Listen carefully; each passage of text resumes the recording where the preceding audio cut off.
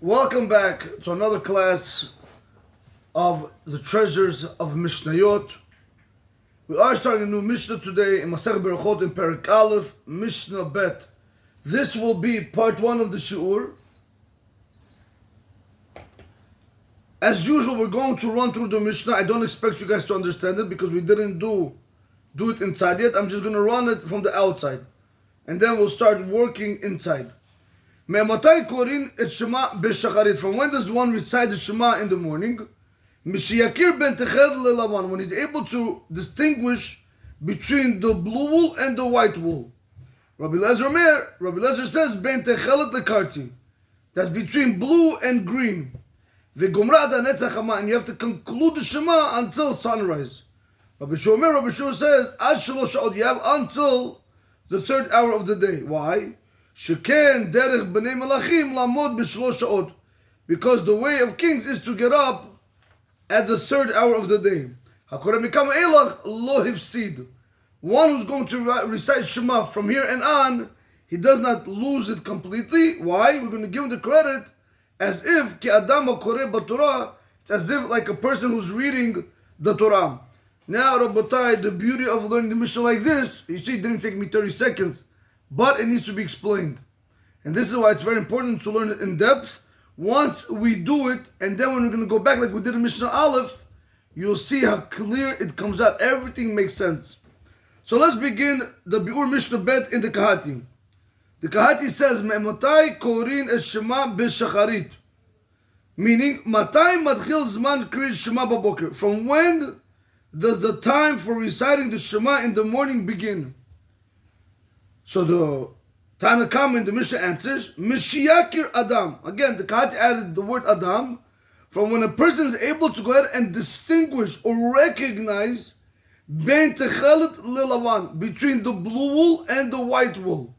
Now I want to just tell you outside, what is going on here? Why is it called Mishiyakir from when you are able to recognize? Now, let's put it to you like this. Let me just get the board 1 second.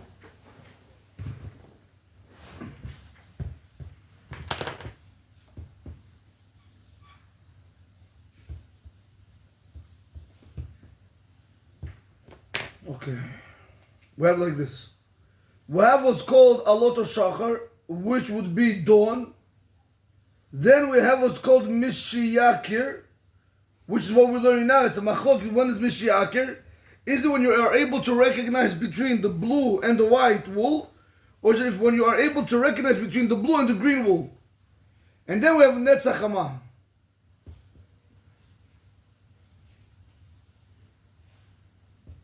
Okay, I want to show you something.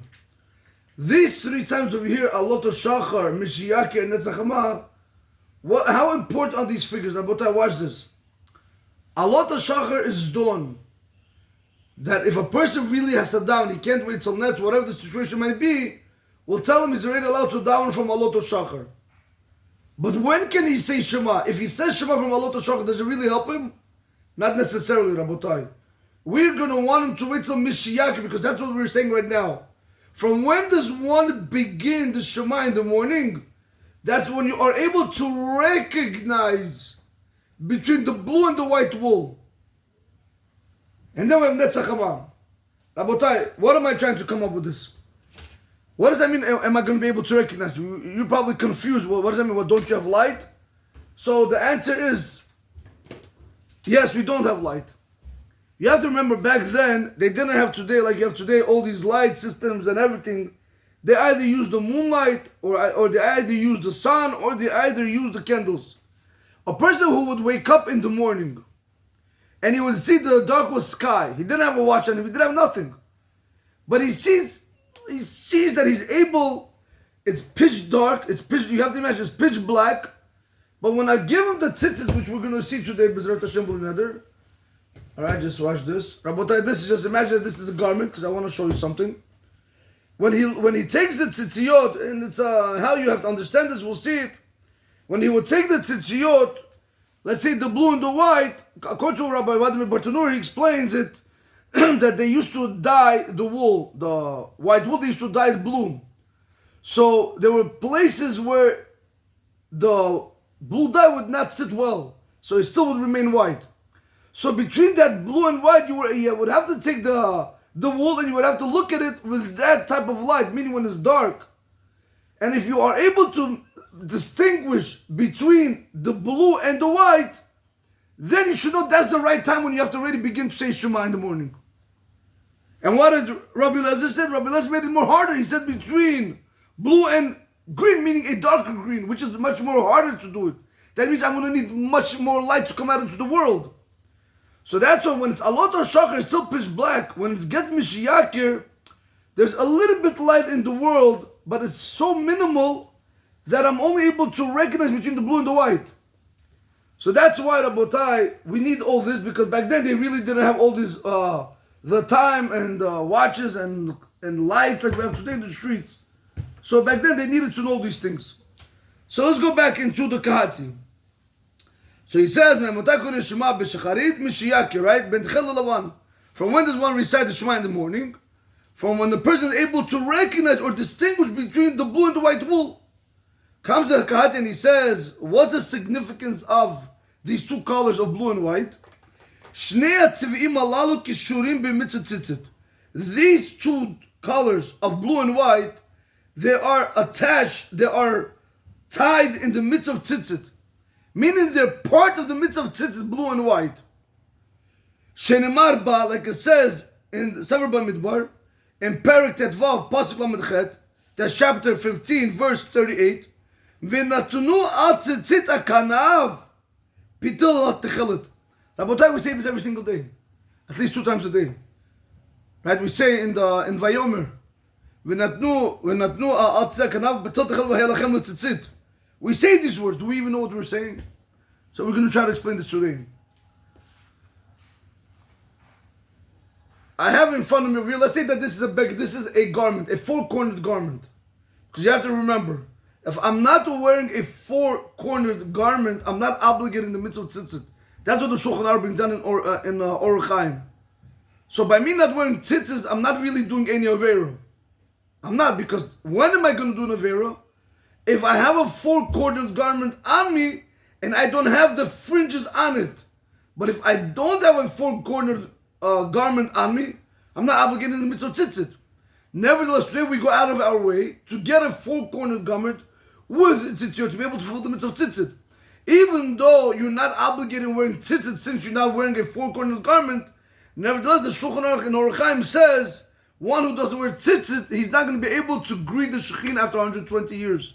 After when he dies. So that's a serious consequence. Even though I'm not doing anything wrong, but I'm not going to be able to see Hashem. Rabotai, that's why it's very important to wear tzitzit. It's like a body armor for the neshama and for the body also. Okay, Rabotai, whatever it is, people have, it's hard, it's this, that. Rabotai, all the excuse that we have will be down the drain when we see the emet. Doesn't matter. Let's get back to work. So, comes the Kahati and he says, these 2 colors are rooted in the midst of tzitzit. How? Because it says in the passage from the Torah, V'natnu al tzitzit akanav, and you should place it on the corner of the tzitzit, right over here. You should place, what are you going to place over there? Pitil techelet. What's pitil and what's techelet? Pitil is a thread, a string. What's techelet? Blue. A thread of blue. So that means you're going to want to take another one, right over here, and you're going to want to put it over here. That's what it means. The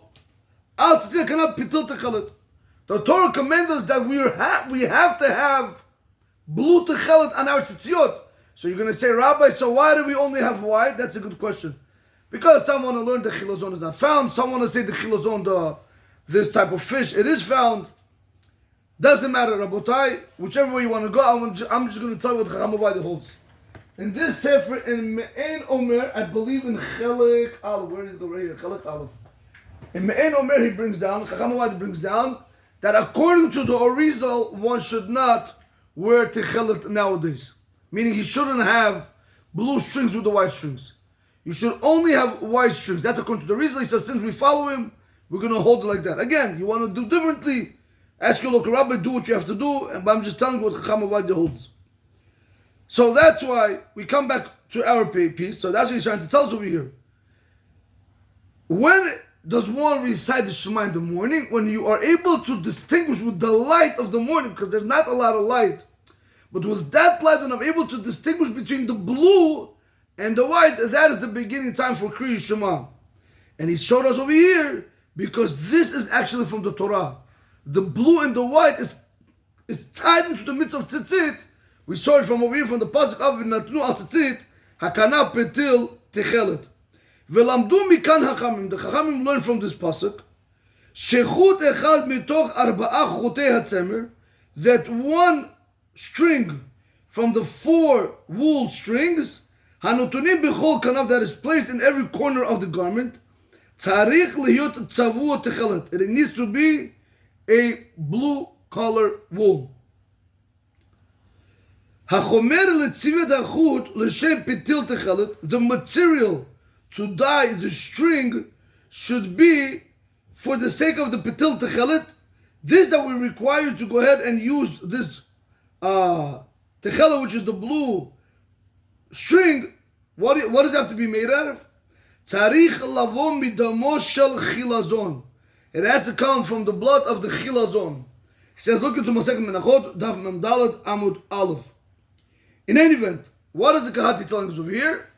When you're dealing with the material to go ahead and you want to go ahead and dye the wool, the white wool, to make it blue wool, l'shem pitil techelet, in order that it should be a thread of blue wool, you need to make sure you use the blood of the chilazon. Continues the Kahati and he says, Chachamim say, techelet domeh liyam. That the techelet, again, I'm going to say techelet in Hebrew is going to make it easier, right? The blue string, this blue string of tzitzit, right? The techelet, the blue color. Techelet domeh liyam. The techelet resembles the ocean. V'yam domeh l'rakia, and the ocean resembles the heaven. V'rakia, meaning the skies. V'rakia domeh la'evan sapir, and the rakia and the sky, it resembles the sapphire stone. Ve'evan safir domeh l'kisya covered, but the sapphire stone, it resembles the kisya covered, Hashem's honorable throne. That's the way the Chachamim want to learn. That why do we have to go ahead and have this blue? Because it goes all the way, connects us back to Kadosh Baruch Hu.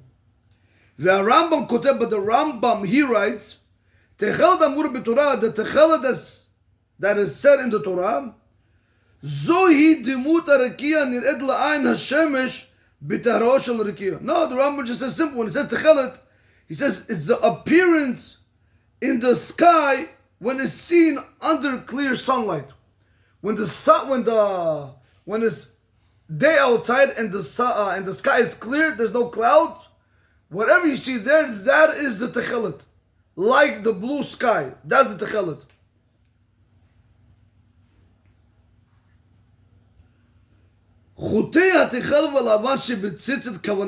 Why do we have to have blue and white? Why do you have to have blue for what? So they wanna, the whole purpose of the Techelet and the Lavan of the Tzitziot, it was intended for us to remind us something. Look what he says.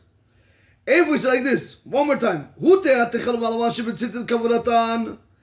chute, the strings of the Techelet, the strings of the blue strings and the excuse me, the blue strings and the white strings in the tzitzit, it was intended for something. So therefore he says, Efo, for what it was intended? It was intended for limshoch et ha'ayin ha'adam, to catch the eye of the person, ule'ororo, and to awaken him, lezuchor et mitzvot Hashem v'l'asotam, to remind him of the mitzvot of Hashem and to do them. That is the whole purpose why we have the blue techelet, meaning why we have the pitel techelet and the white one. Why do we have the thread of blue tzitzit, and why do we have the white tzitzit? That's only to do in order for that to catch our eye. When we would look at it, we would remember Hashem's mitzvot, and we would come to do them. That's what the Chachamim say. When you look at the tzitzit, what are you going to remember? You're going to remember the ocean. When you look at the ocean, what are you going to remember? You're going to remember the sky. When you look at the sky, what are you going to remember? You're going to come to think about HaKadosh Baruch Hu himself. So therefore, you're not going to want to do Averis. You're going to want to do what he commands you to do, which is mitzvot. Like it says in the Parsha Tzitzit, Urietem oto. That's what we say also. We say this. And to see it. Uzichartem et kol mitzvot Hashem. And to remember all of the mitzvot of Hashem. Va'asitem otam. And to do them. Umikan, from this passage of Uritem oto, mitzvot rita tzitzit, the mitzvah to see the tzitzit, she'enena elabiyom, it's only during the day, mishameshet siman lit chalat zman kri shema b'shacharit. It comes as a sign that when do we start reciting the Shema in the morning? From when you are able to go ahead and see the tzitzit. And that's why, Rabotai, all this, what we just said, is just try to come and understand what does it mean, but look, Rabotai, from one word, how much did you just learn out? In any event. So let's do it one more time, Rabotai. We see from the passage when it says, Uritem oto, you have to see them, meaning you have to see it, the tzitzit, and you have to be able to remember it, remember the mitzvah of Hashem to do them. From here, the Chachamim say the mitzvah is to see the tzitzit, and the mitzvah of seeing the tzitzit is only during the day. So if it's during the day, which part of the day? When does that day begin? So that's what he says. Mishameshet siman le'atchalat zman kriyat shema b'shacharit. This uritem oto, it comes to be used as a sign for the beginning time when one has to recite the kriyat shema in the morning. And what is that called? Mishiyakir, when you are able to go ahead and recognize or distinguish between the blue and the white, as I explained in the beginning. And this is what it was taught in our Mishnah. He says right over here, Mishiyakir ben techelet lelavan. From once you're going to be able to distinguish between the blue and the white, Zman kri shema b'shacharit, the time for the reciting of the Shema in the morning, matchil, it begins, משעה שאדם מבחין לאור השחר הבוקע בין חוטי התכלת לחוטי הלבן שבציצית.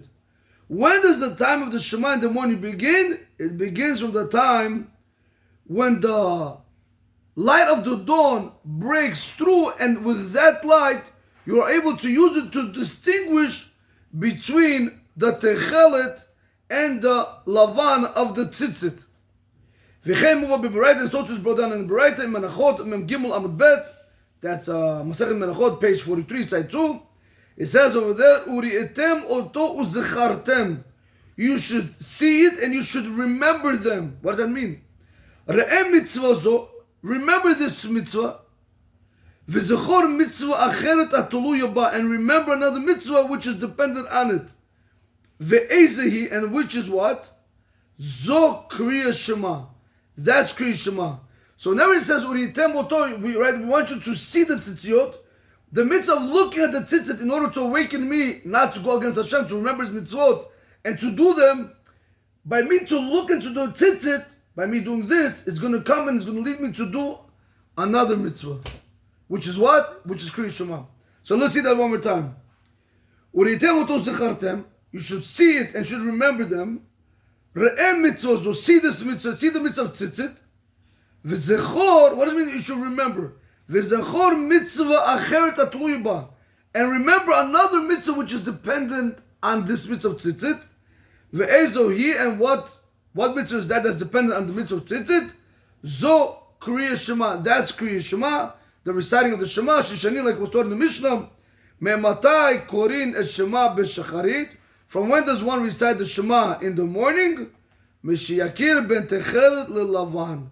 When you're going to be able to distinguish between the techelet and the lavan. So we see clearly over here that the mitzvah of tzitzit is connected to the mitzvah of Kriya Shema. Furthermore, it was taught in the Baraita. Acherim omrim, others say, Mishihir'e et chaveru rachok b'arbamot v'ikarenu. It's brought down from Masechet Berachot Davtet Amud Bet. Others want to say, Rabotai, when can one begin already reciting the Shema? That if you are able to recognize your friend let me use the language of the Mishnah. Mishiret chavero rachok. If you're going to be able to see your friend from a distance of arba amot, of about 6 to 8 feet, veikaren, and you can be able to recognize him. That means, if I'm outside right now in the middle, I came outside, I don't have a watch or something, whatever it is, and it's pitch black, right? Again, it's already past dawn, but it's still, there's not enough light outside. But if I'm able to distinguish from where I'm standing now to where my friend is, it says my friend because I have to be able to recognize him a little bit. Because if it's a stranger, even in the dark, you're not going to be able to tell. But if it's a friend, in the dark, even though it's not so light, it's still, since a friend, you'll be able to give, something's going to resemble about him that you're going to say that's your friend. That's what we're speaking about over here, a friend and nobody else.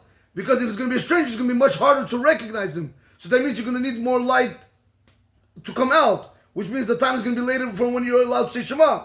That's why he says friend, because it's much more easier. It's much more easier to recognize him. So what's going on over here? So let's say I'm outside and I don't have the time and I want to know if I'm allowed to start saying Shema right now. So if within 6 to, let's say from here till 8 feet away, let's just say, that's right, because Arba Mot, every Amma is 1.5 feet. So what is the machlok? Is it really is Arba Mot 6 feet? Or is the Arba Mot 8 feet? Whatever it is, so we say 6 to 8 feet. So let's say from where I'm standing and 6 feet later, my friend is standing there. Now, it's still not light outside, it's dark. But if I'm able to recognize him, then you should know that the time of the Kriya Shema came. That is another way you could recognize. Because who said I'm going to have the tzitzit, right, blue and white, that I just finished dying? No. You could, another way you're able to go ahead and tell of the time of the Kriya Shema is if I'm able to recognize my friend, if he's away from me, Arba Amot. So that's what he says over here. Umuva b'Yerushalmi, and it's brought down to Yerushalmi. Shishtei hakarot halalu, these two recognitions, one for the techelet and the techelet and the tzitzit, meaning the blue and the white, one recognition over there, and one for the recognition where I'm able to go ahead and see my friend. He says, also he says right here, Shishtei hakarot halalu, these two recognitions, ha'hakara ben techelet lavan, the recognition between the blue and the white shebetzitz, which is in the tzitzit, that's number one. And recognizing your friend 4 amot away from you, he says over here,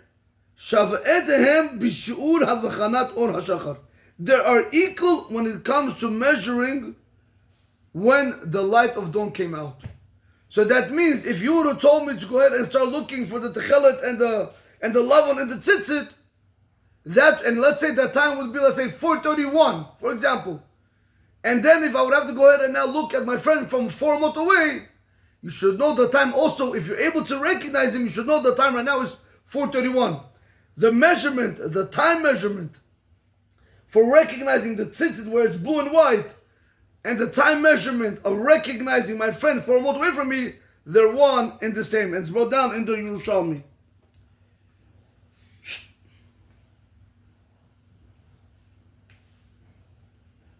שתיהם משמשות איפה סימן שעיר היום והגיע זמן קרי שמה של שחרית.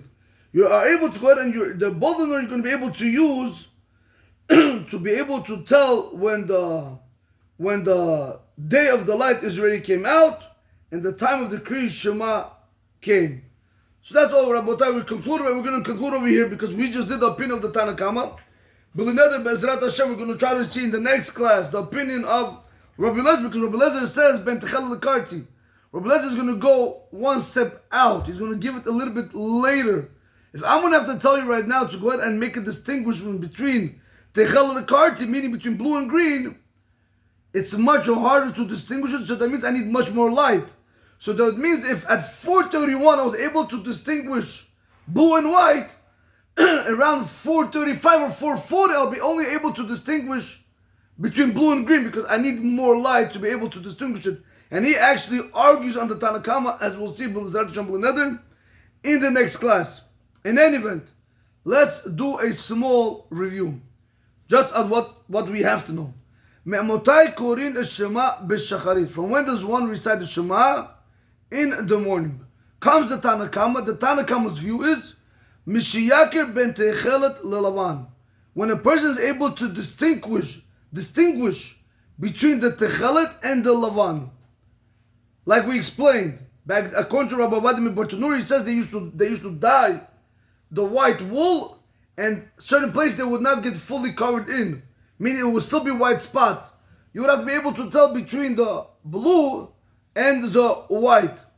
From that time, when I'm able to use the light of the sky, don't forget it's still dark, but if it's already becoming, it's not dark. The sky is not dark blue. It's already, maybe it's a shade lighter. So I'm able to use that light to see what's blue and white. You should know that is the time to go ahead and recite the Shema in the morning. We did see over here, what are the tzitziyot coming to teach us? Why do we have to have the Techelet and the Lavan? What is the mitzvah of tzitzit coming to teach us? It's coming to teach us that whenever we look at it, we should remember that it resembles the ocean. The ocean resembles the heavens, meaning the sky. The skies resemble the sapphire stone, and the sapphire stone resembles the kisei kavod. That means, in simple language, when I look at the tzitzit, it should remind me of HaKadosh Baruch Hu and His mitzvot. That's the whole purpose of tzitzit. But then we also did see, what does that mean? Where it said over there, what does that mean? That you should see it and you should remember it. If I see the mitzvah of tzitzit, so what am I going to come and remember? You're going to remember another mitzvah which is dependent on that. Which is what? Which is Shema. Because through the mitzvah of tzitzit, by me being able to go ahead and distinguish between the blue and the white, that tells me when I'm supposed to recite the Shema in the morning. But we also saw another way you could distinguish, another way where you're able to go ahead and recite the Shema in the morning. That's when you are able to recognize your friend 4 amot away from you, if with the light, with the way the sky is right now, with that shade, the light blue, but it's still dark. If you are able to see your friend from 4 amot away, you should know that that's also the correct time to recite the Shema in the morning. And we did mention, the Yerushalmi did bring down, that the understanding, meaning the recognition of the tzitziyot and the recognition of my friend, they're one and the same time. Let's just see if I forgot anything else. Right. And then we concluded that both of them, they come to be as a sign for us when we are able to recite the Shema in the morning, meaning the tzitzit and my friend, when I'm able to recognize him, they are both signs to let me know once I'm already able to go ahead and say the Kriya Shema in the morning. And again, very important, like we saw in the blackboard. Now, if you guys didn't know, now you guys can have a better understanding.